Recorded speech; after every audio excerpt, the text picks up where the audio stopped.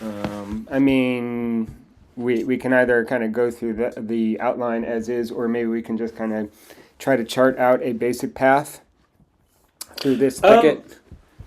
I mean, it's not like I just do the outline as the chapters fall, but it's not like they're really in a particular order, anyways. Yeah, I mean, some of them kind of like this follows from this, but then that's not really. I guess Uh, you could say it's an emerging hypertext or something. It's like sh- you could imagine a website that had lots of links back to previous sections and forward and so on. yeah, yeah. I mean, honestly, I got to section six. Like, what is the will to power? It's like, oh, now, okay, great. Like, now we're describing things. And section seven, terminology, is like a little late for this, perhaps. It would have been nice to get some of this out of the Yeah, I way. mean, I think he's trying to perform his metaphysics in the way he writes.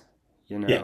know, one in terms of the kind of flat ontology of the rhizome kind of thing, where it's like somewhat chaotic, although only in a sort of lateral direction, right? It's not really hierarchical in the Mhm. sense of like a more formal argument or something like that. And maybe another way he's performing the metaphysics is, it's a little hard to put it exactly into the most succinct and apt formulation, but it's like there is a strong sense of a kind of constant activity, a constant sort of moving around, spiraling around certain ideas, looking at them from multiple aspects. Mhm. One of the things he says in the first chapter, which I think is interesting, is, or maybe it was the preface, he's talking about how plurality is the proper spirit of philosophy, or it's like the proper like nature Yeah. of philosophy. And what I took that to mean was that, all the big philosophical questions always come back, Yeah. but they always come back in different formulations, with different interests or with different styles or techniques to frame them. Another way to think of it is like one thing that philosophy does very well is uh, unseat dogma and revitalize previous ideas that had been given up. Mhm. It's like you find very often. Well, in fact, this is what Deleuze is famous for. That's his whole shtick, right? It's like he talks about Duns Scotus. He revitalizes Bergson. Spinoza is another sort of minor philosopher who's discarded on the wayside, but is revitalized in the way that Deleuze uses him. But I think that you can kind of see that understanding of philosophy not as exactly solving problems in the sense of an argument with a necessary conclusion, but more like a way of revitalizing those things that were left for dead, those ideas that were left for dead, and so on. And that involves taking an idea and just examining it from multiple viewpoints. And so maybe that's what he's doing stylistically in a somewhat Mhm. unplanned way. Yeah, I buy that. I mean, um, I definitely. I mean, I think that I sort of read philosophy that way too, since I'm not like ultra steeped in any particular, I don't know, thread or strain Mm-hmm. of philosophy. Like I tend to kind of have a scattershot sort Mm-hmm. of reading, right? Mm-hmm. And so yeah, it's just sort of circling around these questions and getting different viewpoints on them, that kind of thing. Mm-hmm. Well, I guess we could. Yeah, I almost don't even want to start at the top because there were definitely sections that I was almost Well, confused by or didn't find terribly interesting, and then other sections I found yeah. quite interesting. Yeah, it was a slog. It was definitely a slog. But maybe we could kind of maybe just put together a running list of some of the notions, ideas, themes that we would like to talk about. But I think that Nietzsche and science and his views on science is an interesting theme, um, and that is kind of laid out in ways that I find uh, pretty compelling. Mm-hmm. There was some comments on time in the Mm-hmm. section five about the eternal return, and I had some notes about that, and I thought it Mm-hmm. mapped on very similar to some things that you find. and Saint Augustine. Yeah, Um, yeah, those are two main points that I liked, and then sure. the maybe the well in his differentiation between quantity and quality in that discussion, I found that pretty valuable. Um, and then maybe a fourth one would be uh, sort of Nietzsche's. How do I say this? Um, what did I write about this? In section 13, like his sort of his comment on the reaction, reactive forces, and how he's sort of fascinated by those. Hmm. Talked about illness and reaction. I found that quite good. But then there's some other spots that I was a little just had like I just scratched that entire paragraph. Like I don't know what this means. I tried Yeah. to get something out of everything. Although I often had that impulse as well. like a lot of these Well, it ideas. was more to me that like one page would be like, okay, now we're cooking, and then the next page would be like, I'm lost again, and then a page later would be like, okay, yeah, I'm in it, and then oh, I'm back out of it. Yeah, I think one of the big problems is that he refers very elliptically to certain big kind of cornerstones in the history of philosophy without even saying very much about them. Like he'll talk about how, from the reactive view, uh, difference becomes negation and affirmation becomes contradiction. And that's actually, I think, an interpretation of Hegel's science of logic. You just have to know Mm, that. It's this kind of thing. Um, so that's one of the things that makes it hard to read. That he just sort of presumes a lot of knowledge, not even the sort of thing where he name drops, but just where he like very, sort of elliptically or kind of obliquely references an idea without even using the name of the yeah. author. Um, Yeah, there's also just sometimes the terminology. It's like I can only read being and becoming so many times in a row before I have to just reread it. Be like, wait, you what forgot things are about the becoming being here? of becoming. Yeah, yeah, and it's like I almost Yeah. started chuckling Okay. about it. I'm So, like, dude, like, like, I'll come just say on. this.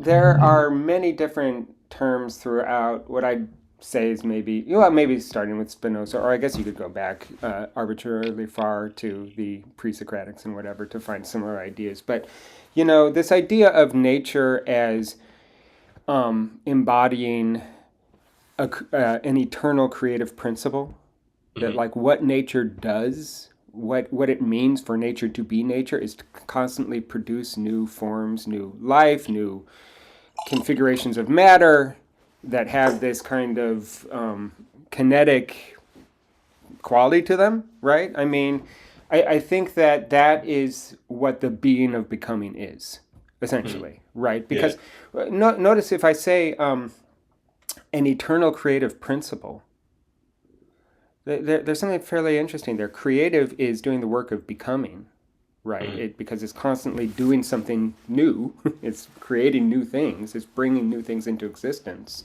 That's what becoming does. But it's a principle, right? And it's an eternal principle, right? And so I think that that's what he's describing. And, so one way that that might be described is the eternal return. Or if you're Goethe, you might call it the eternal feminine. I don't know if you've ever heard of that. Das ewig Weibliche, if that's a concept for you. Yeah. It's a similar idea, right? That, you know, uh, in romanticism, there's this sort of inversion of, we might say, gender roles in all sorts of ways.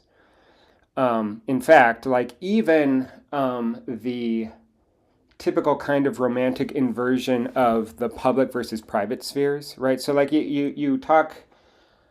In fact, I think even Schumann uh, um, talks about like Innigkeit and Innerlichkeit, or Kierkegaard talks about this like the private sphere, your own subjective commitments, feelings, enthusiasms is what is most real for you.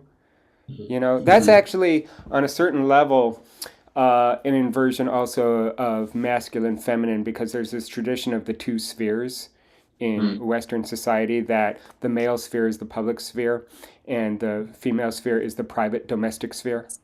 Yeah. And, maybe they're not necessarily hierarchically organized, although typically the male sphere was given dominance and so on. But in Romanticism, there's at least some movement, gesture towards reversing that hierarchy.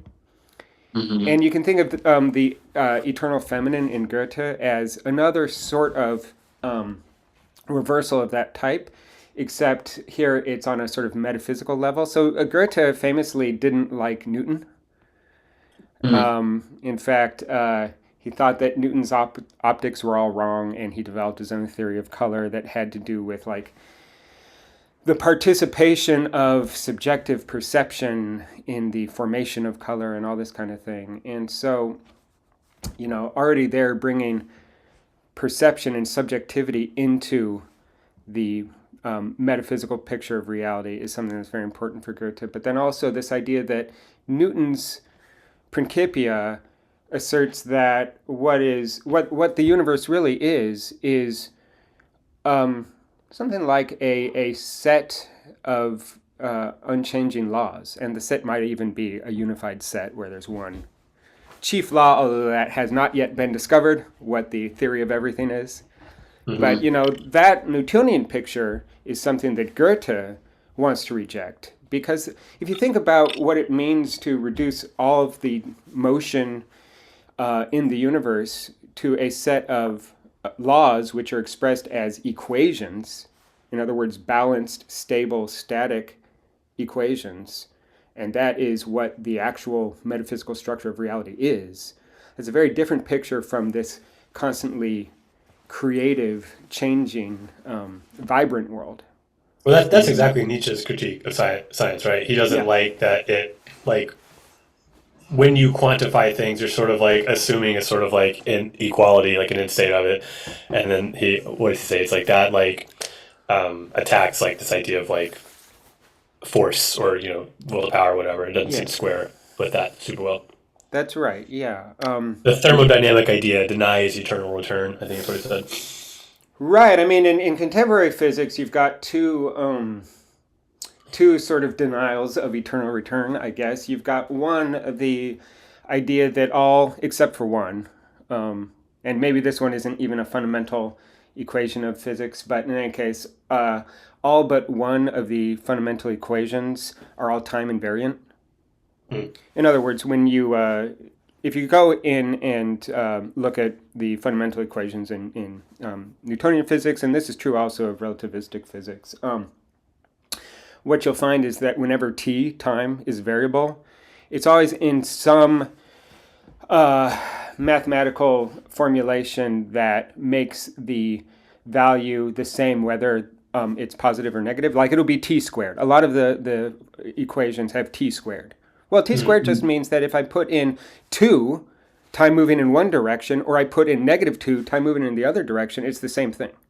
Yeah, interesting. Right. So all of the equations except for one that has to do with muon decay, and nobody's quite sure, or maybe people have theories for why that one's the exception, but generally people just kind of brush that exception aside. All of the important equations presume that time doesn't actually flow in a direction, because it's the same backwards or forwards, right? It's completely reversible one way or the other. And in relativity, you get a similar idea, which is added to that, which is the relativity of simultaneity, which maybe you both know about. I could explain the physics behind it, but if you have a sense of what that means, is that a concept for you, the relativity of simultaneity? No, I don't think I've encountered that. Okay, maybe I'll just say a word because it is kind of useful, and I spent a lot of time on this in my seminar in winter, so some of it's still fresh in my mind, although I think I forgot the equations. But maybe I'll just like kind of say grant the particular history that Einstein was writing in, which involved experiments that showed that one, that the speed of light has a constant velocity that was an idea that was already well known in the 19th century with James Clerk Maxwell's theory of electromagnetism. But the thing that Maxwell thought was that the speed of light was constant in the absolute rest frame. In other words, maybe I'll go one step further back. So Newton thinks that space and time are two distinct coordinates of the universe, and that time is absolute. So that if I snap my fingers now, that now was the same 10 billion light years away as it was here. That's Newtonian time. And what that means is that there is an absolute rest frame with respect to space and time. So, for instance, if I'm traveling in a rocket, I'm traveling relative to space itself and time itself, right? So there's this idea that there's some kind of absolute frame of reference to talk about velocity. And what Maxwell discovered through various experiments and theorizing was that the speed of light seemed to have a fixed velocity, but he theorized that it would only have a fixed velocity in an absolute rest frame. And then there was an experiment a little bit later by Michelson and Morley that basically established that there is no absolute rest frame. They were looking for evidence of the ether. So there's this idea that just like sound waves propagate in a medium, air, since light was theorized to be a wave, it must propagate in its own medium. And that medium was theorized to be the ether, the luminiferous ether. And there was a very ingenious experiment, which you can read about. I can't remember all the details, but essentially this experiment established that actually there is no ether because they couldn't find any evidence for the ether. It had something to do with measuring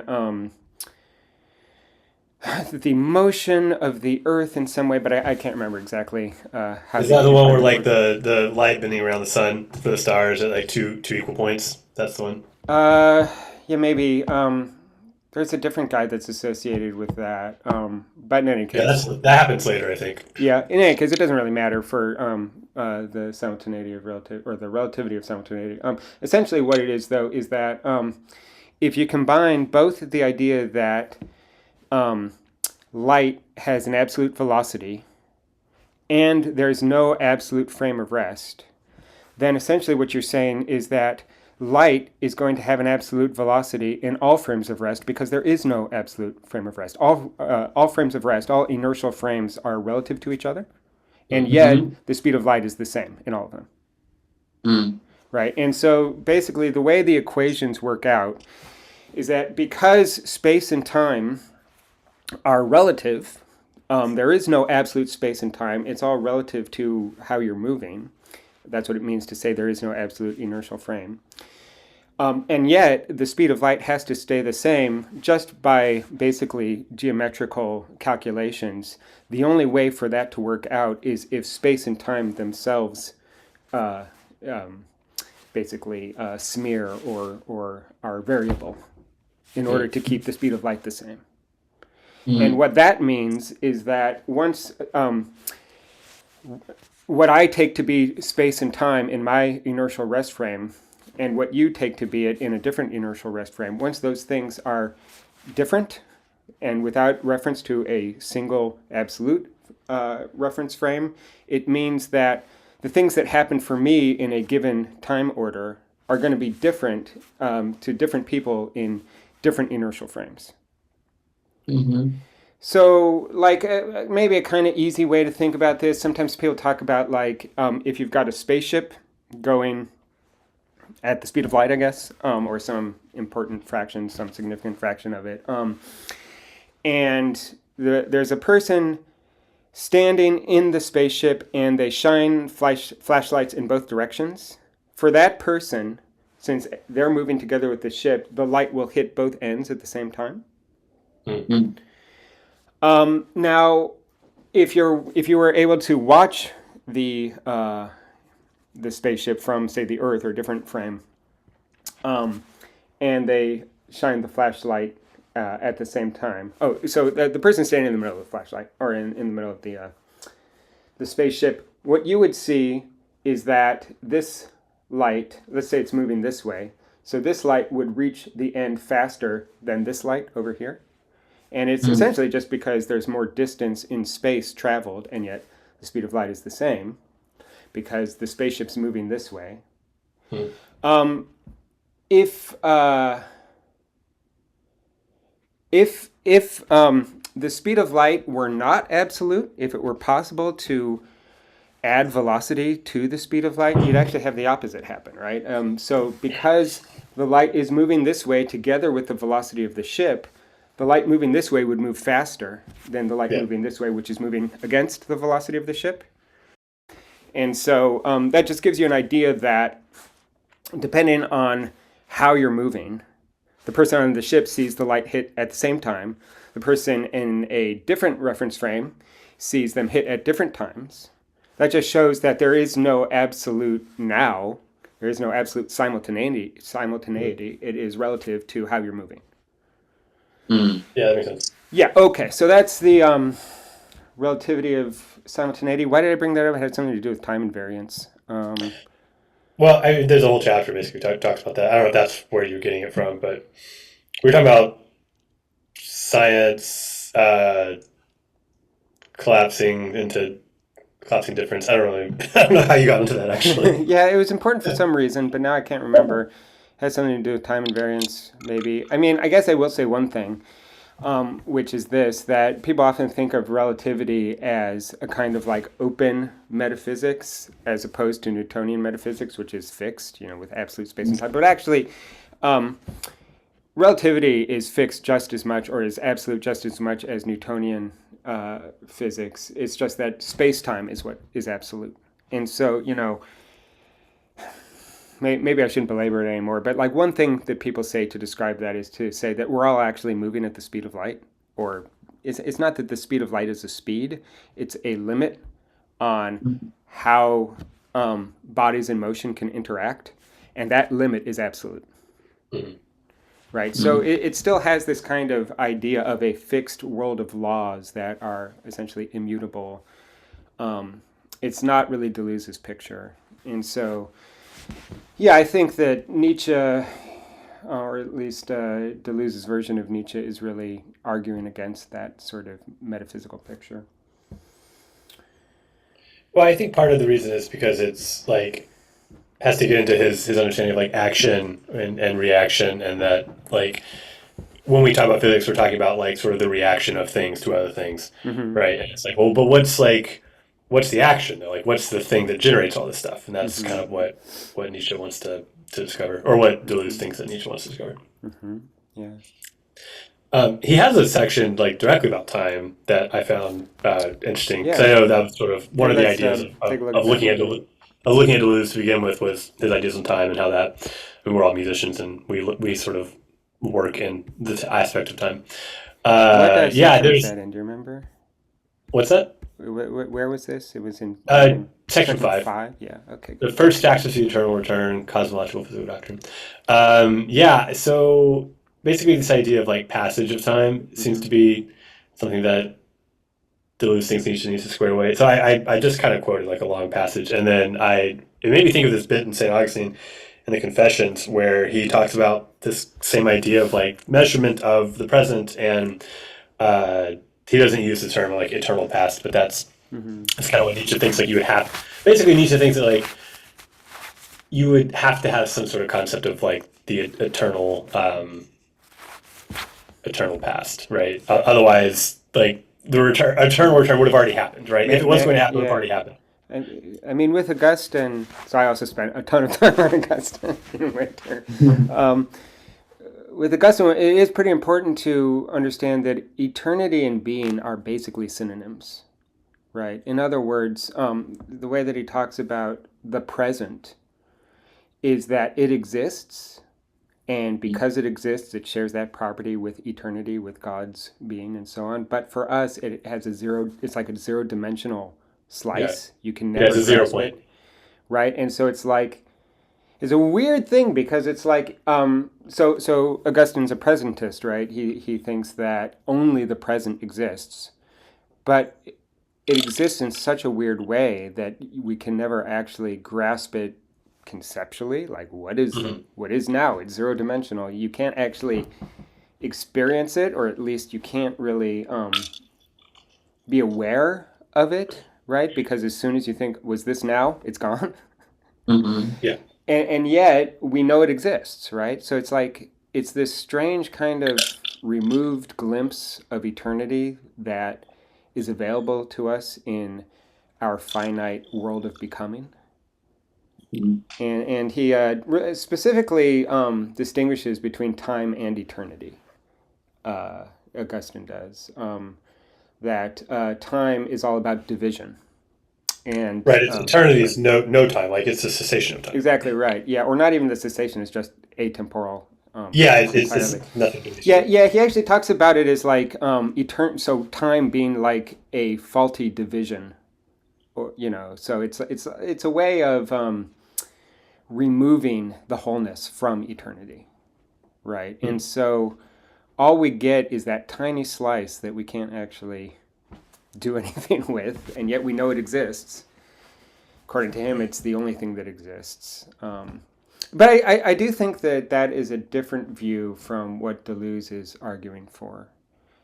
Um, Yeah, I don't think they're exactly the same either. I just they seem to very parallel though, yeah, which well, is kind yeah. I mean, one thing about Augustine is he's often described as the first phenomenologist about time. And Mm. so, he's definitely trying to study time from the inside, what it's like to experience time, and so on. And there's a lineage that connects from him to Deleuze, I think. But the uh, the person that seemed closest to Deleuze, and I could be wrong about this because people like to say that Deleuze is not a phenomenologist, and so maybe this is not a good way of describing what he's doing. But there's a tradition from Edmund Husserl through Maurice Merleau-Ponty talking about the phenomenology of time as time in terms of a gestalt. And so the idea with that is that, first of all, part of what it means to take something as a gestalt is that you encounter the whole before the part, right? The Hmm. whole is prior to the part. So, like when I see Daniel, and then I might like kind of focus and say, "Oh yeah, you're wearing a pink shirt that has some wrinkles on it," and I can start to focus my attention on the parts or whatever. But actually, I those parts only have the status of being parts because I encounter them already as a whole. That's Hmm. the idea of Gestalt grouping, that you spontaneously experience wholes, and then the parts are sort of um, not exactly abstractions in your experience, but they require additional focus or additional sort of analysis in perception or whatever. Now, if you think about time that way, that time is a whole, well, what are its parts? I guess the parts are the past, present, future. Hmm. But if time is a whole, if the past, present, and future aren't distinct stages of time or distinct slices of time or time points, by the way, all the ways that are easy to talk about time are complete abstractions. We talk about time points or yeah, slices of time or whatever, but we don't experience time points. We experience time constantly yeah. continuous and so on. Well, and even saying like what its parts are past, present, whole. It's like well, those are more like qualities than like divisions, anyways. Those are like descriptors, Mm-hmm. because they that you have to sort of like okay, but according to like what reference point would those be the divisions? So Yeah, yeah, even there it kind of breaks down. but then the question. This is something Husserl. He actually has this huge. Actually, he didn't publish this during his life, and then Merleau-Ponty develops this considerably. But Husserl has this graph called the three-stage protension model of time consciousness, which I won't bore you with, but I'll just maybe raise the question: if we take time as a gestalt, and only when we kind of abstract it can we talk about it as having parts, past, present, and future, and yet most people would claim that when we experience time, we actually experience it as somehow kinetic, moving, the future moves into the past, I suppose we could say it that way, right? It's like we have the future coming towards us, moving behind us in that spatial metaphor. But in any case, the idea is that we have a unity, time as a gestalt, that nonetheless somehow has difference in it. How is that possible? How is it possible to both simultaneously grasp it as a unity, a gestalt, and yet a gestalt in motion, a gestalt that's constantly changing? And that's one of the major elements in Husserl and Merleau-Ponty's theory of time. Merleau-Ponty talks about this horrible word, which I guess comes from botany, called dehiscence. I don't know if I'll put that in the chat for you. Essence. Dehiscence. Yeah, I don't know what it is in. I think that's how you spell it. I'm not sure what it is in French. It's probably the same, dehiscence or something. But dehiscence. So in botany, what it means is when you have like a flower that's growing and it's a single, it comes from a seed. It's a single body that then bursts forth into other components of the organism. That's usually how that word is used, dehiscence. It means a sort of bursting forth. And what Merleau-Ponty argues is that that's the best model for thinking about how time can both be a unity and yet constantly changing. It's a sort of self-othering, where the present always has a sort of, it's not that it has a window onto the future as though they're two different things. It's actually sort of growing forth into the future. And in my class, I used a musical example, which I guess, since I don't have a keyboard set up, we'll just have to describe it. But it's sort of like, I think you could sort of think about it this way, maybe. So one thing that Husserl wants to do is answer the question, how can we both have an immediate impression in sense experience of a now, and yet know that that now is receding into the past and that the future is coming into focus as a new now, and it's all a unity.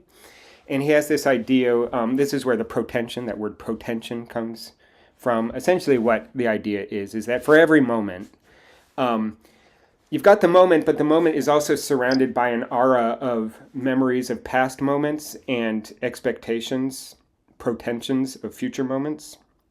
And then each past moment will also have its own retentions and its own pretensions, and so it's like this huge network. And one of the typical objections to this whole picture is that must involve an absurd cognitive load to be constantly tracking like a billion such nodes at once.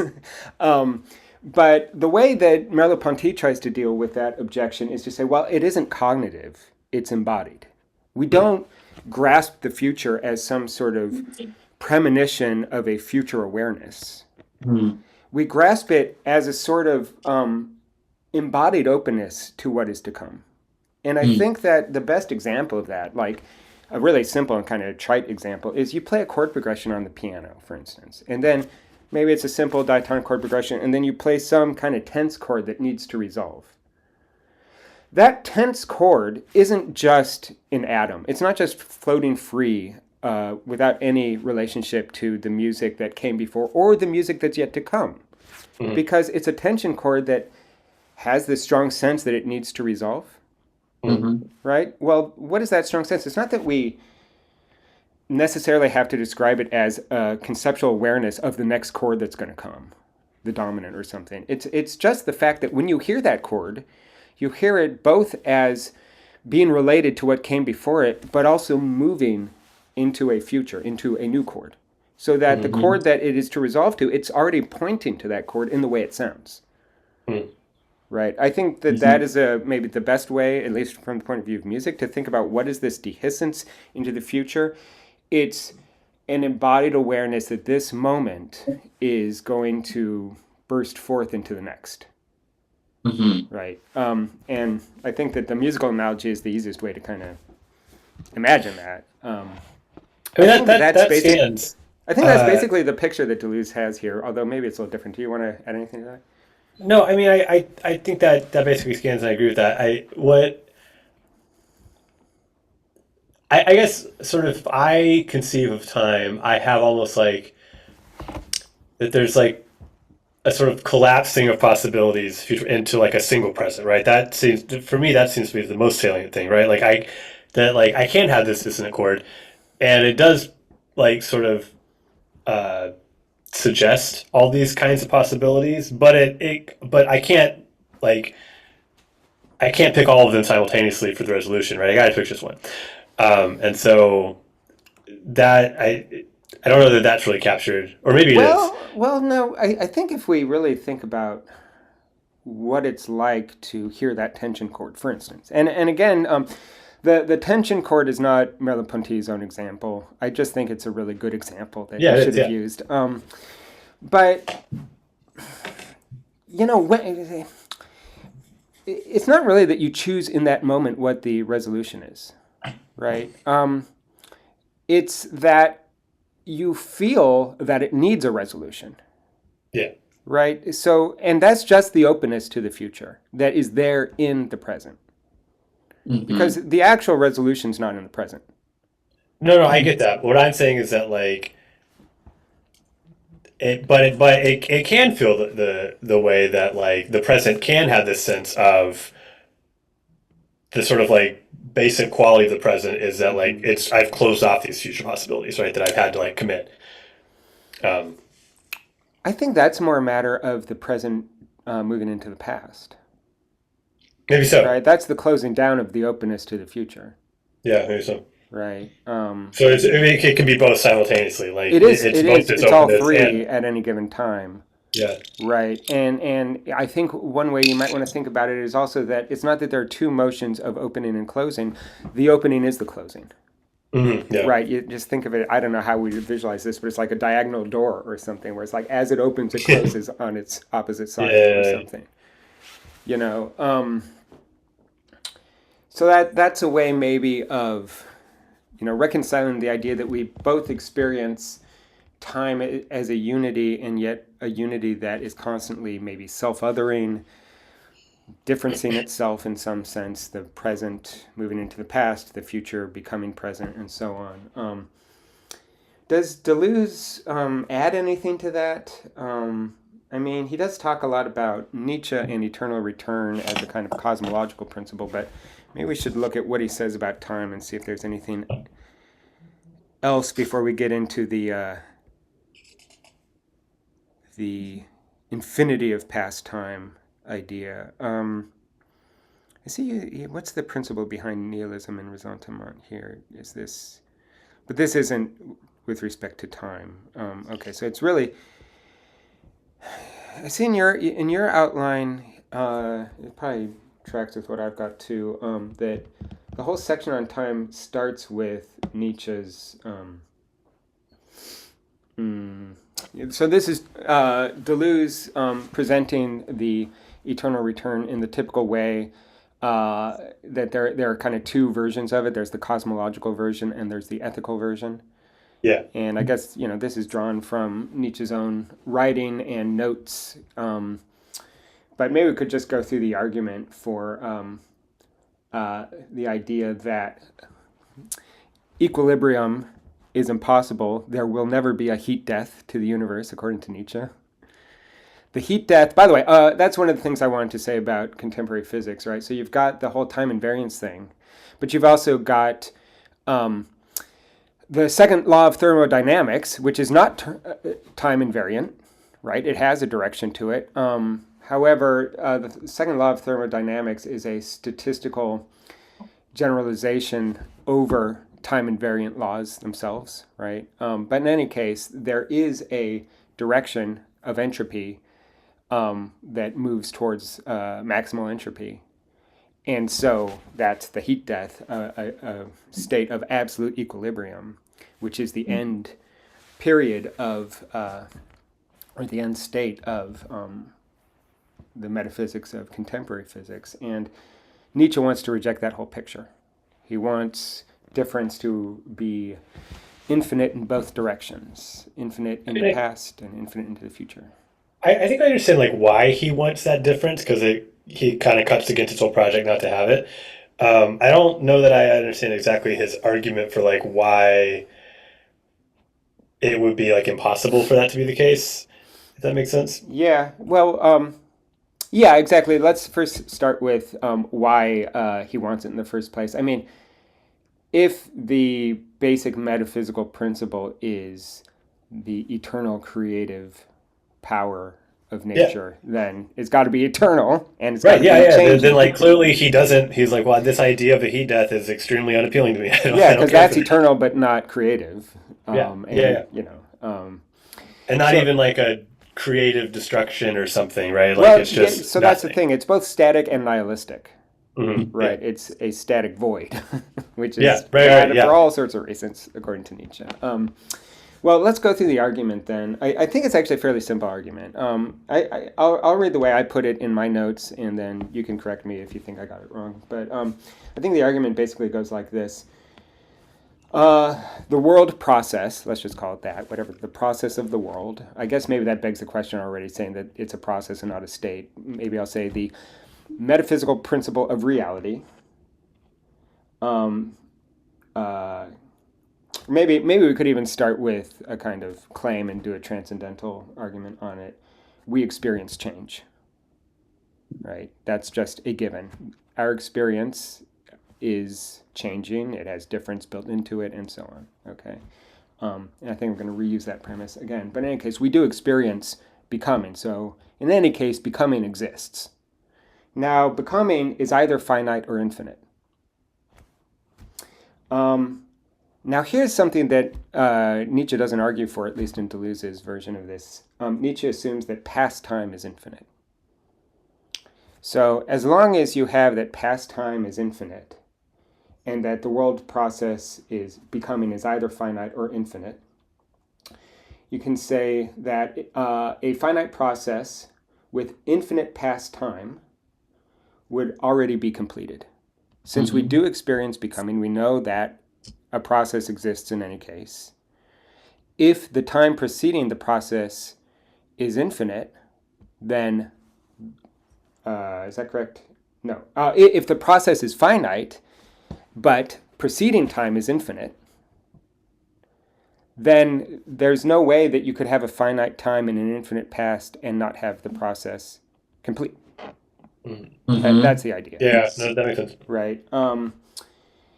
But we observe becoming occurring now, so the process is not complete. Therefore, the world process is infinite, because we just showed that it couldn't be a finite process. There is no terminal state. That's basically how the argument goes.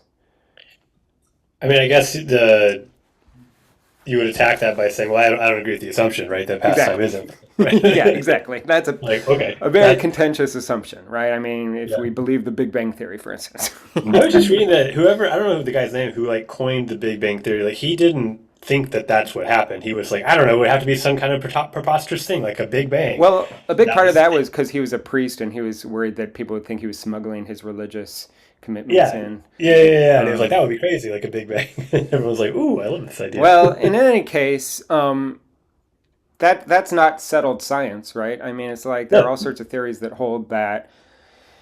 I don't remember all of them, but like the Big Bang wasn't the beginning. And in fact, like if you, yeah, I sort of think of this argument in Nietzsche as his version of Kant's first antinomy in the Critique of Pure Reason. So there,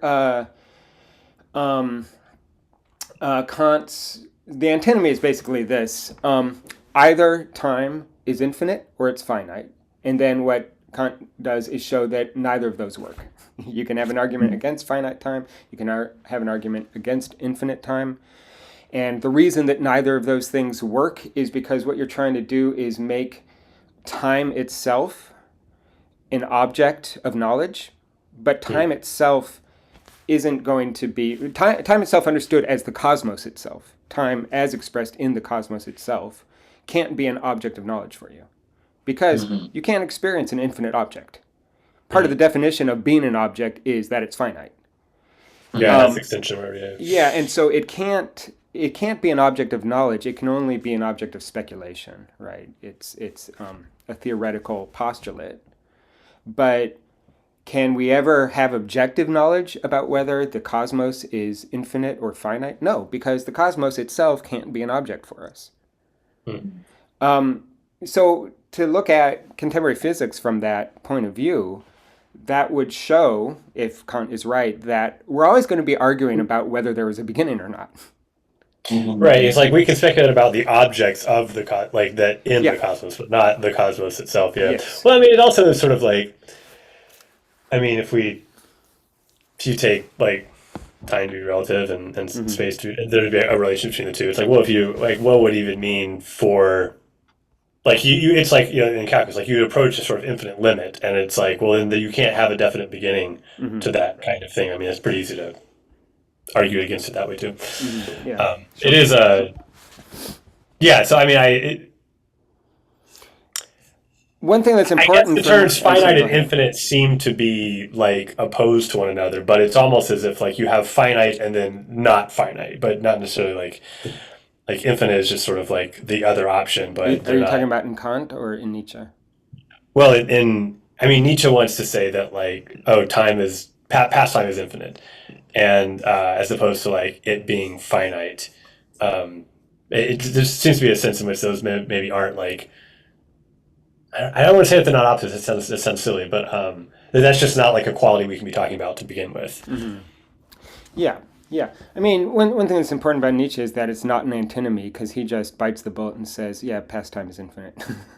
Yeah, you right. know, but it is kind of similar. I think it's motivated in a similar way, although maybe not entirely in the same way as with Kant, because what Kant's final solution is not. I shouldn't have said it that way. It's not the final solution, although it is the final solution to this question. Is that the problem with the antinomies is that they're trying to make the framework within which knowledge is possible an object of knowledge. Right. It's like as an actual object that we could even experience, because for Kant, in order for an object to be an object of knowledge, it has to, in principle, be experienceable. But the framework itself, the cosmos itself, versus the objects in the cosmos, can't be objects or can't be an object, and so that's where the confusion comes in. I mean, it's I kind feel of like it similar. would make more sense to say infinity of present time, because present is the one that's not graspable, and something that's infinite is what's not graspable. But to say infinity of past time almost kind of like defeats the purpose, because past is more objectified, right, in terms of memory and stuff like that. And I don't know, I feel like the idea of infinity would work better with how they're talking about the present moment. In Yeah, like a I weird. don't know that would make a big difference for. I mean, I don't know. I guess if the yeah, if the present is infinite, does that just guarantee that becoming is infinite since we experience becoming now? It seems like that kind of would be a very short argument with lots of contentious premises and so on. Yeah. Because I don't know that most people. I mean, I guess if by saying one way that people deal with the idea of an infinite now is just saying there is no now, because there is no time sequence, right? All events are equally real. That's eternalism. But I think that is a position that Nietzsche would definitely want to reject. Otherwise, if you say that there's some kind of non-eternalist version of the infinite now, I'm not sure what that means. Because that just seems like eternity. Yeah. I think you need the passage of time in order to get becoming. Right.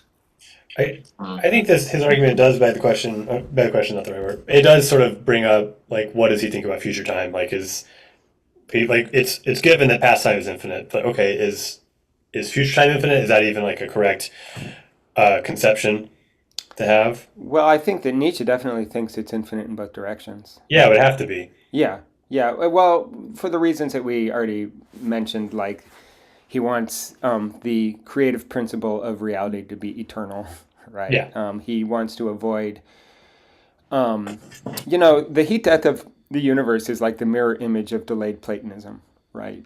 Because Mhm. instead of it being delayed fullness, delayed being, absolute being at the end of history, it's absolute nothing, Yeah. or just sort of the minimal amount of matter, just like black holes orbiting around each other and whatever. Well, he also doesn't want there to be a sort of like beginning state of nothing, Mm-hmm. right? That you could have on either end. You know, this idea sort of fails. Mm-hmm. Yeah. Yeah. Uh, yeah. Do we want to say anything else about time in this chapter? I mean, it is really directly connected to this idea of the being of becoming, difference in itself. I guess we should talk a little bit about a few things: what forces are, what the will to power is, what quantity and quality are in relation to those ideas. Shall we try to unpack those? Yeah, where did I write about this? Oh wait, I'm on yours. Oh shoot, where's mine? I was like, I didn't write any of this stuff. Uh, where did you go? Sorry, my thing. There it is. Quantity and quality. Yeah, it's. I mean, he definitely thinks there's this relationship between like force and the will, and one is quantity, one is quality. Where did I write It's a very this? complicated relationship, right? Because it kind of. Yeah, I mean, it seems to like he thinks that he wants there to be quantity, but it's like a quantity of difference. Like Mm-hmm. I put this little delta in there that like Mm-hmm. it's the delta, right? The difference in quantity is it's dominant or dominated uh, attribute, Mm-hmm. right? And then the quality is active or reactive. Mm-hmm. This whole notion, it kept jarring, bring up to me this idea of like how we conceive of electricity and like voltage Mm-hmm. is sort of the pressure on the system, right? It's a Mm-hmm. differential Mm-hmm. kind of potential Mm-hmm. pressure. Mm-hmm. He talks later about the will to power being someone's like a body's like ability to be affected, Mm-hmm. right? Which very much seems to think that like he wants there to be some sort of like potential maybe or this you know we call it like energy potential is produced by difference in that Mm-hmm. and the way that volts and watts and ohms and all those things are kind of held in this relationship and but you really need all of them to describe like the structure of energy in a system, right? Mm-hmm. Of like how much power there is and like the quality of that power and all of that. And so I don't I think actually it does there is a way to make sense of it all and how they're all related because it does seem to be like I said how we describe energy. Mm-hmm. Mm-hmm. Yeah, definitely. I was thinking about pain and Mm-hmm. the feeling of pain and how what you perceive as like the change in quality or the degree and not exactly like quantity, like, oh, 8 counts of pain or 10 counts of pain or whatever, right? Mm-hmm. Uh, and um, and so there, like quantity is like the abstraction of the quality. Mm-hmm. Quality is what's more concrete. Yeah, I don't know. This idea of pain just kept coming up every time he was trying to talk about. I don't know. Quantity itself is therefore inseparable from difference, and Yeah, Mm-hmm. it's like the quantity. quantity, absolute quantity doesn't mean anything, and, unless we are talking about like the differences in those things. Right? I think pain is maybe a good one too, because it's like, yeah, what do you 1 to 10? Okay, what do you mean by one? What do you mean by 10? Yeah, totally. And uh, and even then, it's like I'm really just concerned with a change in my sort of my pain. The absolute pain maybe isn't as important to me Right. as something And changing. also that those quantitative values, 1, 2, 3, 10, um, they only have meaning differentially. Hmm. That Yeah, that's what I 3 mean. is Mhm. before 2 and 4, right? Yeah, right. Or is Yeah. between those two. Yeah. Yeah. So this part was fairly hard to follow, I have to confess. But it does seem that even though he says that quantity, I'm sorry, quality cannot be reduced to quantity, he also says that quality is, in some sense, a way of describing the quantitative balance between forces. And then he asks, is this a contradiction? And I guess the picture is something like it's difference all the way down, so to speak, right? So Yeah. difference in itself is his basic metaphysical picture. And one way difference is expressed is in the he talks about balance of forces, but I think it's wrong to think of forces as distinct things, distinct objects, right? It's Or actually, that like you can't only conceive of force. Like the only conception is of the relationship between yeah, exactly. forces. So that's that x plus dx thing, right? Yeah. Where it's like, well, x already has dx in it, right? Hmm. The what x is the balance of maybe genetically prior forces or something like that, right? Hmm. And but even there, I think it's important to think that really, I guess it's like forces are multiple shared functions of reality, right? It's Mm. not that they're objects that are interacting. That's to turn difference into negation. That difference is whatever, not this and not this. It's the gap in between. Hmm. That's what he wants to avoid. So it's not entities coming into relations. Forces aren't entities. Forces are like functions of reality, which is itself not an entity, also. And because it's in motion, it's going to have different functions that are interacting and so on. Um, and that picture is the basic picture, right? So it's like difference all the way down. So when he talks about quantity, one way of thinking about quantity is just how much force is there, how much force is there. That's what the balance of forces at that given moment or in that given respect are. And I gather that we can think of quality as just like a way of describing the kind of maybe tendency of that balance of forces. The reason I call it a tendency is that he says that um, uh, quality. No, he's talking about affirmation and negation. Okay, so here's one thing that we might want to get super clear on. And I think so far as I've been reading, it tracks very closely to the way that Kant defines quantity and quality. So you remember that in the table of judgment, or yeah, the table of judgments, the table of categories, Kant has uh, quantity, which is all sum, or universal, But particular, singular, which is basically like all sum one. And in quality, he has affirmative and negative, and also infinite. For whatever reason, I think it would help Deleuze a lot to use the infinite judgment, but he doesn't use that. He only talks mm-hmm. about affirmation and negation.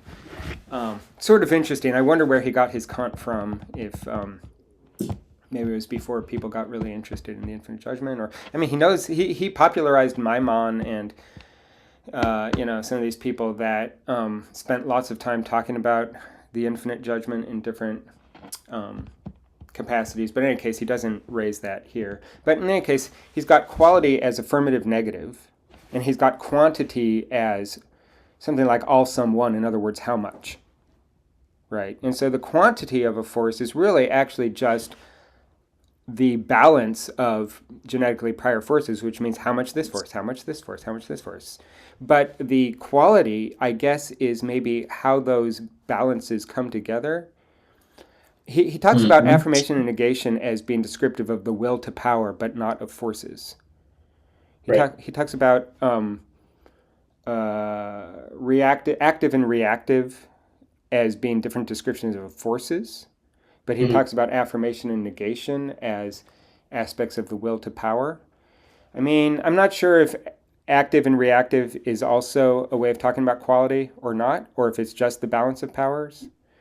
Um, I don't think it's not. It's also quality now that I think about it, because he has that whole section at the end where he's talking about how if you've got lots of reactive forces, even if they're the majority, they don't become active just because they're Active. the majority, Mm-hmm. right? Mm-hmm. Right. I found that honestly the most helpful section Yeah. in discussing all this because it kind of brings up the question like, okay, well, like, could I have like active but subordinate forces or Mm-hmm. reactive but like superior forces? And it's like, yeah, you absolutely can have that.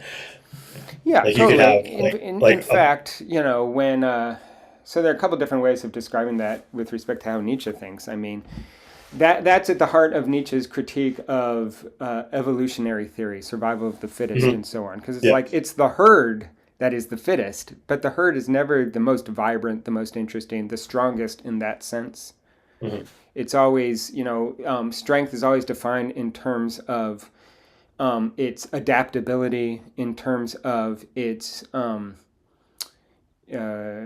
distributability, right? How much distribution you can get is the way that evolution thinks about fitness, Hmm. right? But what Nietzsche wants to argue is that's not what it means to be active. That's actually reactive. It's weak because what is truly strong is the creative, vibrant, unique individual, Mhm. and they're always in the minority. Mhm. So anytime you get an institution that breeds conformity in what used to be a vibrant life practice, it could be in religion, it could be in philosophy, it could be in any politics or whatever. I think that's an example of reactive forces becoming the majority quantitatively because they're taking what had been vibrant, unique, a new idea, a new creative impulse to try something else, and they dull that edge, that creative edge, through quantity, through distribution, through institutionalization and conformity and standardization and so on. Mhm. I think that's maybe a political way to look at it. Mhm. Is that sort of standardization or evolutionary process? Is that kind of what he means by mechanism when he uses that term? I don't think so. I think mechanism is doing Because he's something talking different. like mechanical means and Yeah, final because ends because as he a he distinguishes that from final ends. So he's yeah. really this Yeah, he is a separates those two out. He yeah thinks they're both yeah. qualities of the negative force, though. Oh wait, say that again. So he thinks like mechanical. Shoot, where I just had this. He thinks like mechanical. Let me just control F and see where I wrote that. Mm. Mechanical.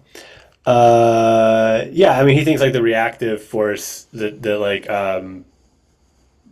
final ends and mechanical are both sort of descriptions of a reactive force. As opposed to active, which would be like spontaneous, aggressive, expanding, all that kind of thing.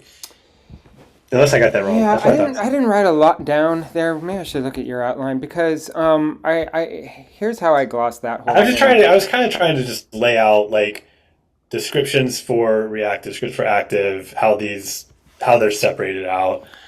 Okay, Um, so here's what I think he's alluding to, and I could be wrong, but there is like a history in modern philosophy that sets the mechanistic view against the teleological view in a few different respects.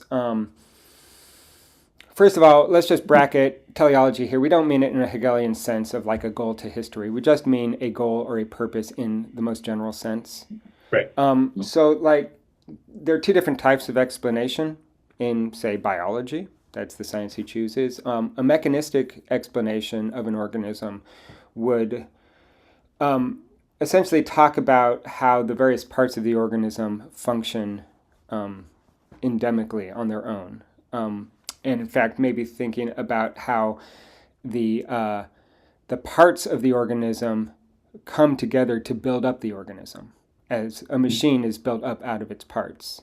But the thing about organisms that are different from machines is that they grow, they heal, they reproduce, they do all these other things that seem to treat their existence as a purpose. Machines don't treat their existence as a purpose, but everything that's alive does. That's what we call the will for survival, right? The will to maintain existence. That's a Mhm. unique feature of existence, at least so the theory goes. I don't know, maybe one day we'll build a machine that does this. But the basic idea typically between a mechanistic explanation is that it's sort of bottom up and might be agnostic about purposes. So if you think about Mhm. the universe as a machine, you don't have to have an answer to the question why. You Yeah, just right. describe the way the parts function with respect to each other. Or But that is the purpose of this. They talk about that in system design, right? The purpose of the system is what it does. a teleological explanation explains the parts by appealing to the system. they make up. Mm-hmm. In other words, the reason the heart is there is because of the system that keeps it going. Yeah. Right. You understand what I'm saying? So it's just like a reverse way of looking at an explanation, but it also has significance in the history of science that, the prime mechanistic science is physics and the prime teleological science is biology, at least, through the 19th century. Mm-hmm. And even today, I think there's a lot of debate about whether talking about natural teleology is permissible in theories of biology. I think now, after the period of positivism, people are back on board with natural teleology in biology, describing what exists in an ecology by virtue of the ecology, not by virtue of the atoms that make up the ecology, right? Mm-hmm. So it's a kind of end-oriented or top-down sort of view, explanatory view, and so on. And the thing that is important about the teleological view is that it's self-maintaining. It has this sort of autopoiesis, right? It just in terms of reproduction, all the various ways organisms reproduce, and that doesn't even just mean with offspring. It could mean by being creative at all, right? Like when I create an artwork, there's a sense in which I am, for one thing, maybe it's metaphorical, but who cares? I'm adding to my legacy. Well, my legacy is just an attempt to reproduce myself in the memories of others and so on, right? There's this idea with autopoiesis that, in teleology, that organisms seek to further themselves. And maybe that means through replication. Maybe that means through growth.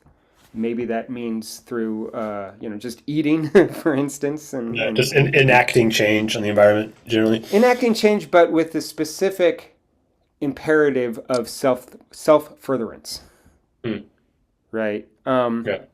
Okay, so I think that is all in the background when he's talking about the mechanical means versus the final ends in the theory of life. And that survival is paramount for life, but not for machines. Machines don't care if they live or die. I mean, you could program an AI to say, I care, don't kill me, but it doesn't really care. Yeah. Right? So why did we bring that up there? It had to do with quantity and quality. Why did I bring that up?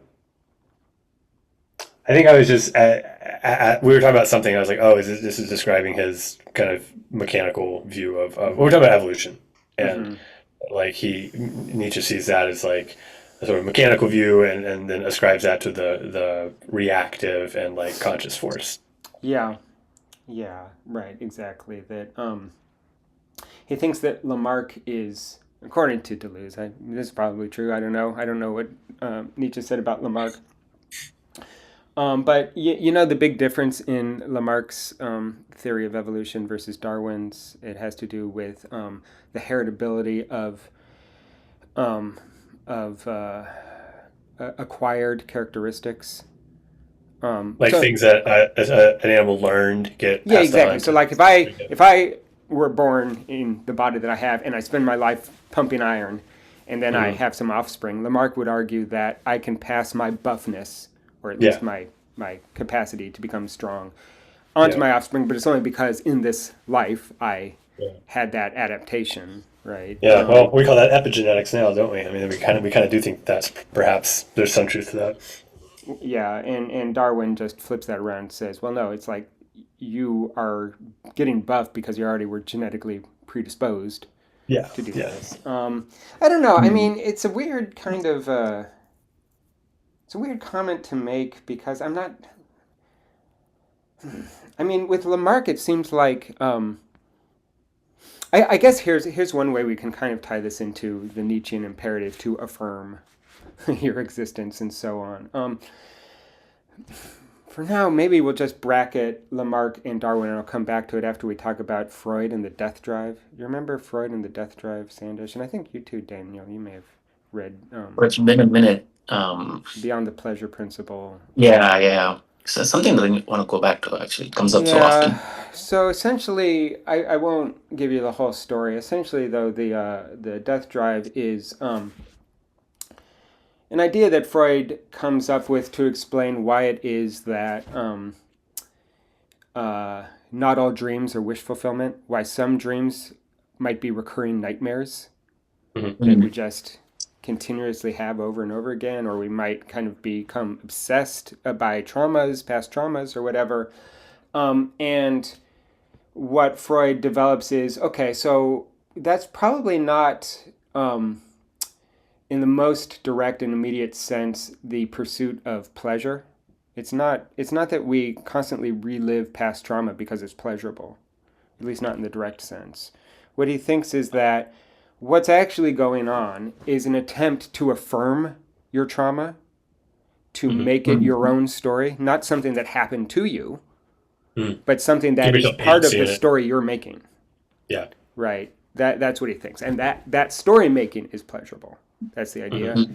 right? And then you blow that up to every human life and our awareness of our own impending deaths and whatnot. And the idea is that we want to make our death, which in some tellings, in some respects, is maybe the most external thing that we'll ever experience. It's like the great other. It's, Mhm. the way Wittgenstein talks about it in the Tractatus is, I use this for the title of my album, life is endless like our field of vision because death is not an event in life.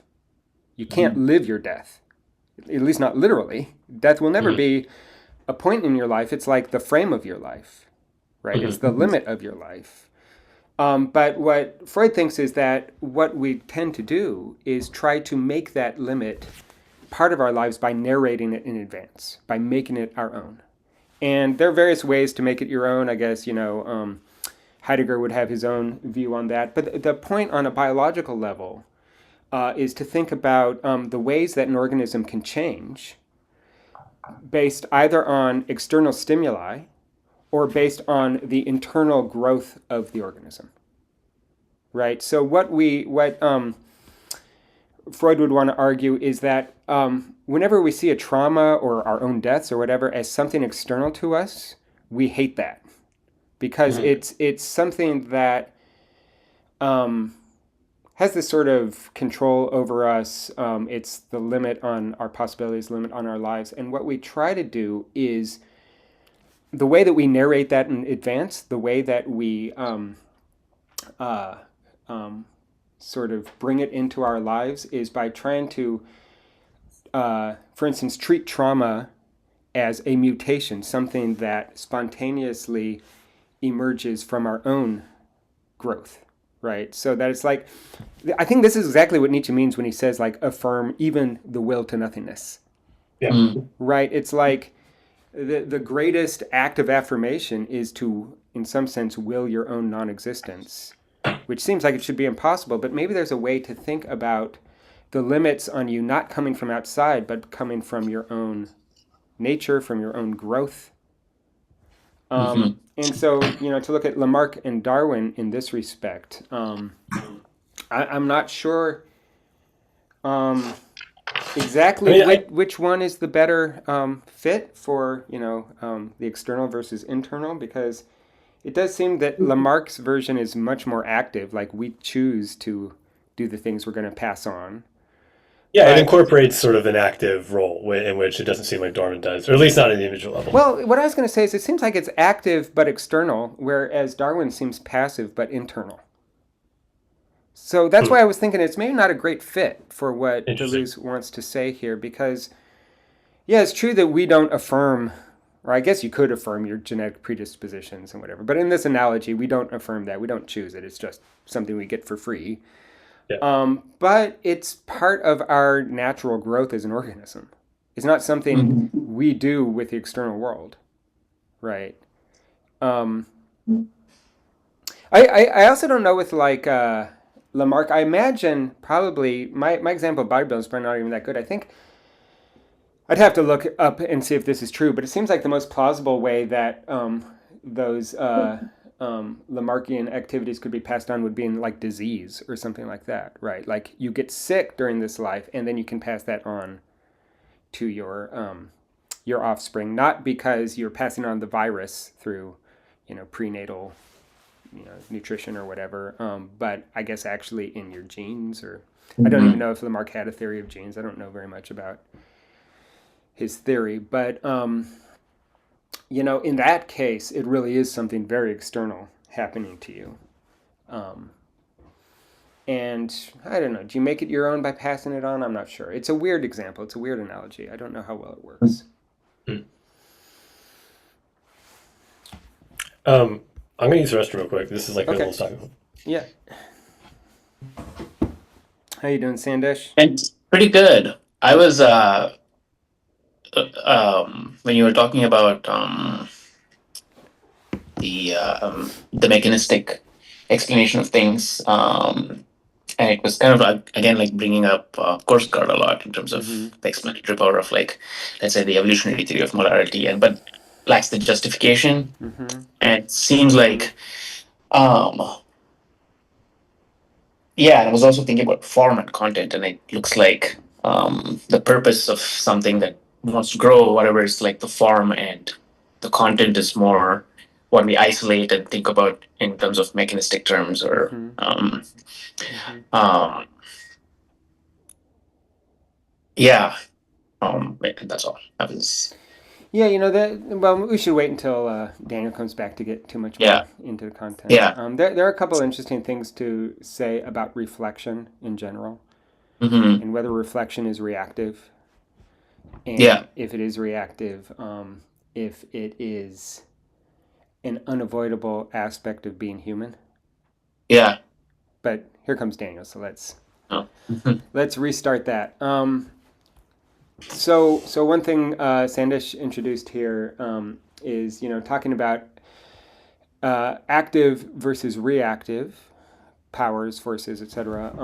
And then one thing that gets pretty important towards the end of the chapter is I don't think he uses this exact language, but the basic idea is what about reflection, self-reflection, the ability to self-reflect, which is such an important aspect of specifically human life. Yeah, he talked about this about like getting sick and how like it can sort of open up avenues of that for you. That's true. That's with respect to whether reactive powers. Okay, so that's a bit further down the line. Um, Okay, sorry. so let's first maybe lay out the problem. The problem is basically this: it seems obvious that reflection um, is necessarily reactive, right? Because reflection means not just acting, but taking a stand on your action. It's always a second order type of acting, right? Mhm. Amoebas act, they don't reflect, right? Actually, at the very beginning of the chapter, he very loosely paraphrases, or maybe it's not that loose, but he does loosely paraphrase Spinoza, and he says, um, we do not even know what bodies are capable of, something like that. And I dove into the section of the ethics where that it's not an exact quote. And Spinoza says something slightly different, which is maybe not that important now. But that basic section of the ethics is where uh, Spinoza wants to argue against free will. And the specific formulation of free will is this idea that the body is governed by the will, by the intellect, by the mind, the spirit, right? And what Deleuze, or not Deleuze, Spinoza there wants to develop is this idea that actually, first of all, for Spinoza, as you probably know, you don't have two different things, minds and bodies. They're the same thing from two different perspectives, basically, right? But what he wants to say is that actually, when we say that we don't even know what a body is capable of, it's because to know what the body is capable of is to be able to reflect on what the body is doing. But what the body is doing is independent of whatever reflections or representations we might have in consciousness, right? That the body has its own rationality, the body has its own. Yeah, I'll call it rationality, although it's maybe also important to think of it as a kind of conatus, that's Spinoza's term, or, that the will to power is also the rationality that's there in the body, Mhm. right? So, like when we talk about embodied concepts, muscle memory, for instance, is an embodied concept, right? Because it does all the same sorts of things with respect to navigating an environment more efficiently that concepts do. but it's not something that you even have to be conscious of, right? In fact, the prototypical muscle memory is something you do even while you don't realize you're doing it, you Mm-hmm. know. And so what Spinoza is developing is this idea of the world as body that is not separate from mind, is not separate from a sort of rationality, a sort of order, a sort of directedness, and so on. But that directedness is not actually fully available to consciousness because consciousness, as Deleuze says, is just a symptom of the body, right? So that's another way of talking about how, representation or consciousness or reflection is necessarily reactive. By definition, it's reactive, Mm-hmm. right? But then the question is, if reactive values are kind of the bad guy here, right? Right. If reactive forces are the bad guy, but what it means to have a full human life as opposed to just being a well-fed amoeba or something, if that requires reflection, then it seems like humanity is by definition reactive. Yeah. Mm-hmm. Humanity by definition tends towards slavishness or whatever. Well, he thinks that. So yeah. Well, but then the problem is, it's not that he wants to say, you know what, let's just be wild and try not to develop our intellects in any way. Let's just go out and live naked in the jungle or something. That's not what he's arguing for. He wants to somehow, I think he just wants to return to a Spinozan view that holds that, consciousness, well, I don't know. I mean, he really does have a hierarchy between the body and the consciousness, right? The conscious mind is a symptom, it's derivative, it's reactive. So maybe it's not that he wants to return to a fully Spinozian world where mind and body are just the same thing. Or maybe he holds that as an ideal that's just not really available to us, but we Yeah, can that's kind what of I think. I glimpse. think he's like, well, that like he knows that that's not really like an attainable state, Hmm. I think, but more like a thing one ought to be conscious of. I guess it's even hard to describe it without using the word conscious, or like protect yourself against or something like that. I don't know. Hmm. Yeah. Um, but then to what you were saying, Daniel, with regard to whether reactive forces are always bad, right? Yeah, that's I think the most interesting part of this whole chapter when he describes. Yeah. Well, So Deleuze is like, yeah, Nietzsche has to sort of. just to sum up, and then I'll let you take over. To sum up, okay, so consciousness, reflection, that's reactive, but it's also a determinant of human life. So human life is reactive. Is that bad? Well, yes and no. Maybe there's some good to reactive forces. All right, there you go. Um, yeah, I mean, he talks. I think he talks about illness. That seems to be the most Mm-hmm. kind of profound section, and how it when you're sick, like that seems bad, right? But then there's a sense in which that can sort of illuminate a new limit for you or whatever, right? Because for him, like the reactive forces, what the active force sort of goes to the limit, as he says, right? Mm-hmm. And the reactive forces sort of like remove that going to the limit ability, right? They sort of like reduce What he that says over capacity. and over again is they separate a force from what it can do. Yeah, yeah, That's yeah, what yeah. reactive forces do. But And he's like, well, that seems to be what's happening if I get sick, right? Like some other thing has happened and separated me from what I would otherwise be able to do. But even in that, like it seems to sort of show me something new. There seems to be some sort of like creative thing happening there, some sort of like it all is active in its impact on my life, right? So mm-hmm. it seems like these things are because he really is concerned with like when these reactive forces happen and they dominate active Mm-hmm. forces, like do the active forces maintain their sort of active quality or do they become reactive, right? He's really concerned with this that interplay Mm-hmm. um, between those things. Mm-hmm.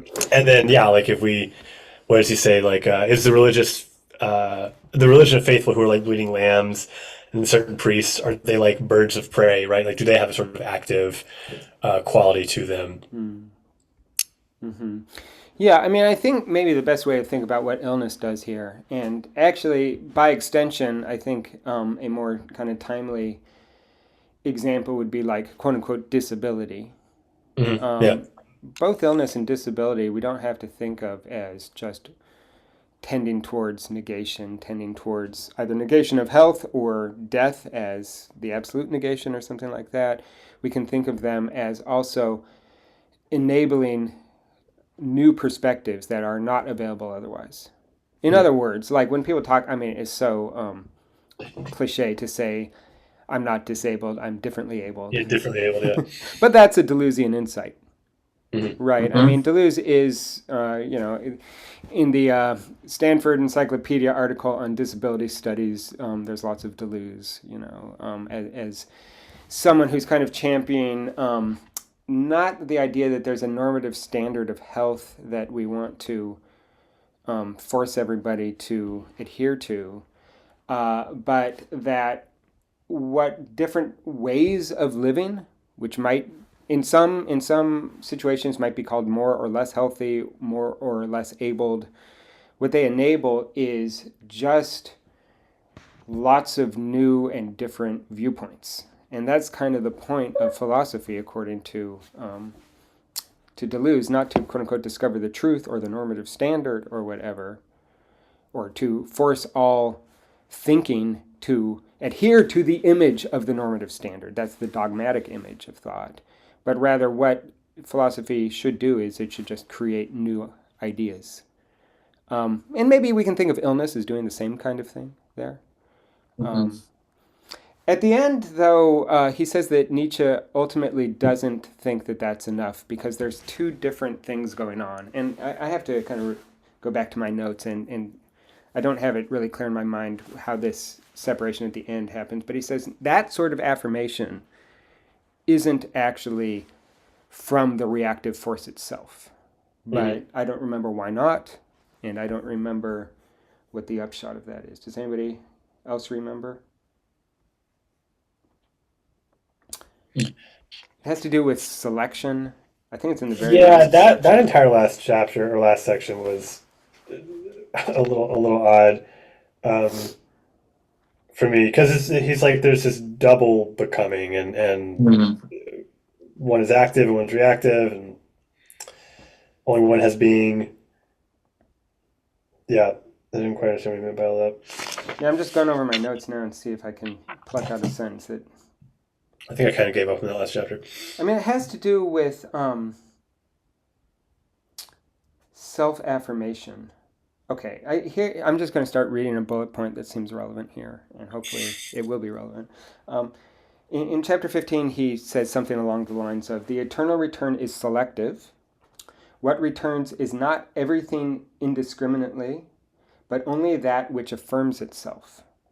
Reactive forces, by their very nature, cannot sustain eternal return because they don't affirm themselves. And I guess the idea is maybe they just sort of have a nice byproduct that they enable different viewpoints, but that is different from the reactive force itself. Well, they can't affirm themselves because like they're reactive, right? Like they only make sense against the active Right. They forces. I only think. separate themselves from what they can do. Yeah, And yeah, yeah, maybe yeah. one, But one of those separations might be an interesting viewpoint along the way, I guess. mhm. Yeah, But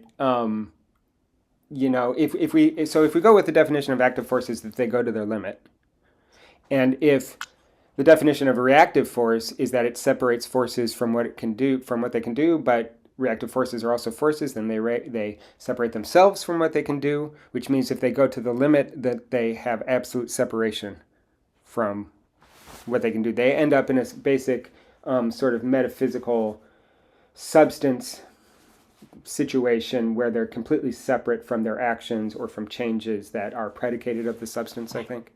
yeah, Does that make sense? yeah. I think so. I mean, that's what he says. It would be the eternal return would become contradictory if it were the return of these reactive forces, right? Like that's like an incoherent idea. Yeah, I think because just like the second law of thermodynamics, they tend towards a sort of death. It's Hmm. not quite entropy. Well, maybe it is a sort of entropy. I mean, if you think about the big opponent of Deleuze's metaphysics is basically Aristotelian substance metaphysics, the idea being that substances are always ontologically prior to their actions or their changes or their predicates, right? They're what stands under all that stuff such that you can, form them into an object perceptually, I guess. Not that Aristotle talks about perception, but, just logically, if you talk about a river and then you look at the actual river, it's never the same water. Like if you could take a millennium view of it, its shape would constantly be changing and whatever, it would be drying out and more water would be coming in and so on. And that's a constant process of change. And yet we can call it a river. In fact, the only way we can talk about change at all, as opposed to just a collection of completely unrelated events, is to posit something that's changing. But that something is this abstract, timeless, stable subject. And that's what reactive forces are. I guess reactive forces are essentially analytical, right? They strip away until you get to some maybe basic certainty or some kind of metaphysical subject or something like that, which is death for Deleuze. And so that's why they can't ultimately be affirmative, because to be affirmative is to maximally do what you do, which means maximally strip away what you can do for reactive forces. Yeah, that's In that example, I don't see how it's how there's value attached to like just calling it a river. Like I don't see it as a bad thing. No, I wasn't trying to say that we're evaluating the river. I'm just saying in order for us to have a concept of a river, to say that's a river, you've got to posit something that stands under all the change that is actually there in the right, river and that's the itself. reactive force, right? Well, the reactive force is whatever drives towards that death, drives towards that stasis, right? So I guess like the limit of the reactive force is substance, Yeah, right? Does that make sense? yeah. Yeah, I think that's probably how that goes. And so actually that starts to make a lot more sense, right? It's like maybe along the way you get lots of interesting ideas and so on, but if you really drive that to its limit, then you're going to end up in some kind of non-living, non-becoming situation, which is ultimately negative. It's ultimately a sort of, absence. Yeah, earlier, Huck, you were talking about how about memory and experience of past, present, future, and how it would result in like absolute chaos if we were to comprehend all of that. And I'm thinking, okay, how does like applying this philosophy to like I don't know everyday life or something where we're not so much focused on stasis and kind of viewing life and conducting oneself in this constant becoming, Yeah. and how that can be overwhelming because maybe biologically we are not yet developed to comprehend becoming. Yeah. And or maybe that's not what Deleuze is saying too. Maybe he wants being in becoming, right? And it's not trying to strip away being entirely and trying to have Yeah, that well, chaos. right. I mean, this gets back to the eternal creative principle, right? I mean, to say that a creative principle is eternal is to say that it's a universal but not a static universal. It's a dynamic universal. And so it's like, yeah, it's always there. Or at least maybe that's why he says it always returns. Not that it's always there. Maybe that would be too static. Yeah. But yeah, the principle of creation always comes back because nature's always producing new stuff. Well, how does it produce it? I mean, in a similar sort of way. I mean, here's one way that I talked about it in my time class. I wasn't really specifically talking about Deleuze, but like if you think about music, right? And then you can think of different ways of asking the question about what does process as form mean? Process as form, right? So that's like a fairly typical way to describe what goes on in spectralism or minimalism or whatever. Although actually all of those types of music, with the exception maybe of things like pendulum music, but anything that's notated is actually not really process as form. It's still too much on the form side of things. But let me say it this way. Um, do you know that piece, Having Never Written a Note for Percussion by James Tenney? If not, I can. You can just look it up. It's like a very tiny score. Essentially, what it is a whole note with a tremolo, crescendo and decrescendo from very soft to very loud to very soft, and then a fermata. And above the fermata, it says very long, and that's it. Yeah. That's the Or a piece. gong, typically. Well, that's the thing. It doesn't have to be a gong. I know people used to do it though. That's true. But there's, for instance, a version by Sonic Youth where it's all guitar feedback. There are different versions of the piece that will have different events.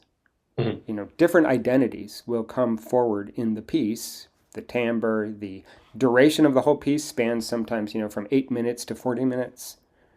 But even just like the actual events that take place over the course of the piece are really different depending on how the piece is performed. But it's the same piece. Why? Well, it's the same process, right? Or if you were coding, if you were writing a piece as a code, and then you randomize all the variables in your code so that every time it's played, it's going to be a very different piece, but the code is the same.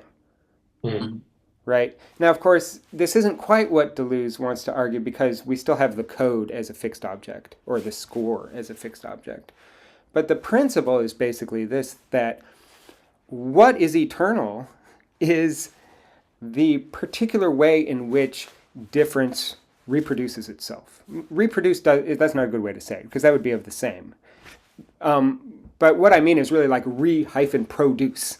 It produces itself again and again in new forms. Right? And how does it do it? In basically the same way. Right? It's just that the effects are always different. Right?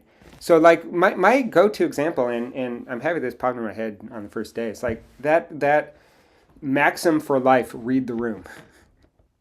Right? That's exactly what it is, because it is a rule you can always follow, except the way you're going to follow it's always going to be different.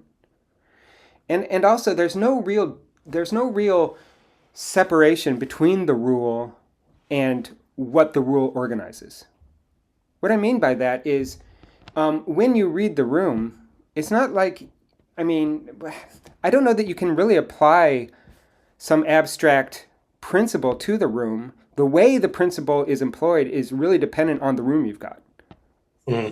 You see what I'm saying? It's like, it's this sort of flexible principle, this plastic principle or whatever, that, yeah, it's a principle. But can I specify in this abstract eternal equation what the principle is? Well, no.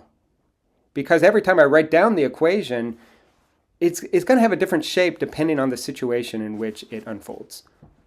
Can we think of it as the conditions for the possibility of the reproduction of difference, and that as being the principle? Yeah, I think that's a way of getting to Deleuze's idea of transcendental empiricism.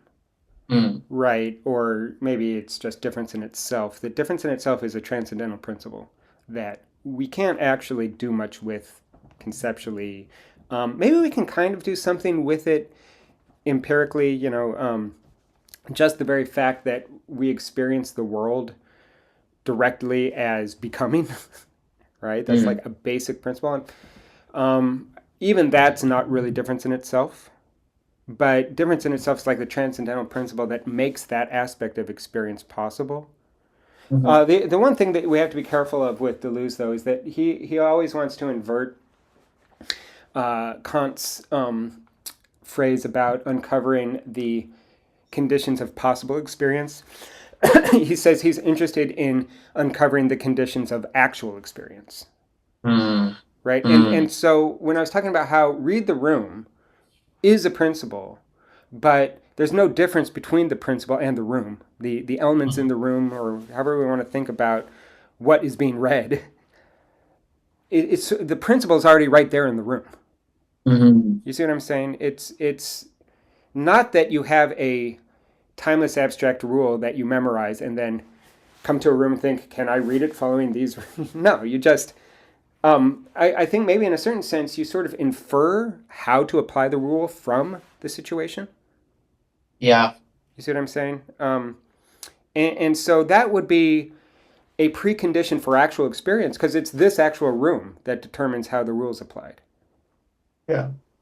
Actually, this now that I'm saying this, I suddenly realize that this has a lot to do with what Kant has to say about how we apply judgments in the Critique of Judgment, and this idea that judgments aren't strictly speaking these timeless logical rules in the way that they're sort of presented in the general logic part of the Critique of Pure Reason. Transcendental logic is supposed to be logic as it could be applied to, or is applied to, or maybe even inferred from the perception of objects. If you remember, so transcendental logic is always object oriented in a way that general abstract logic isn't. Mm. Right. And one of the things that means is that the story is basically Kant's attempt to figure out how we can apply logic to the world of change. Yeah. Right. But in the Critique of Judgment, one idea about how judgment is deployed there, and this comes from the Pittsburgh philosophers, people like John McDowell and so on, but the idea being that actually all of those logical judgments in the table of categories, those aren't predicative logical statements. They're not propositions. They are acts of synthesis. They are particular ways that we act in an environment to engage with it, right? Mm-hmm.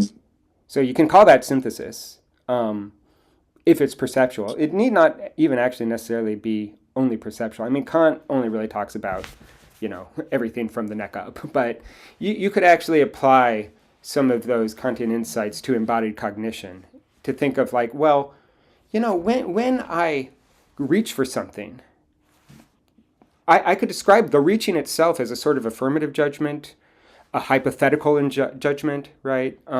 All sorts of judgments are right there in the activity itself, right? And so one thing I think we could say is that it's not so much that Deleuze is trying to completely reject Kant or even turn Kant on his head, because Kant does a headstand when he writes the Critique of Judgment.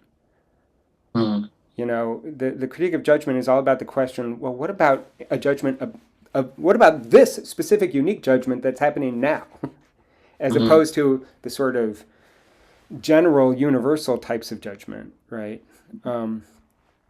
So I guess maybe that just takes us back to this idea of aesthetics as first philosophy, maybe, or at least aesthetics looming large in this picture.